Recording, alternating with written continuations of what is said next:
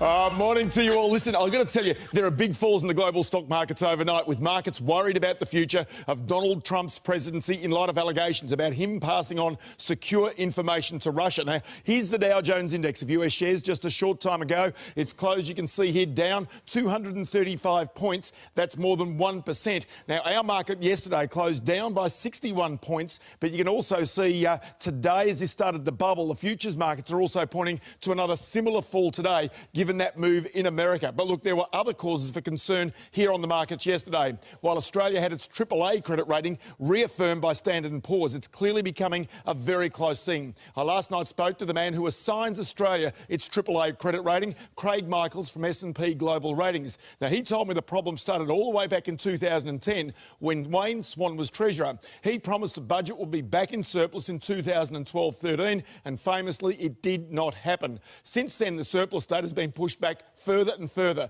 The ratings agencies call this fiscal slippage. Successive governments haven't been able to balance the budget and have pushed out the date when Australia gets back in the black. The latest budget says 2021, 8 years later than the original target. Standard & Poor's says the string that's holding our AAA credit rating is very, very thin. Here's what Craig Michaels told me last night.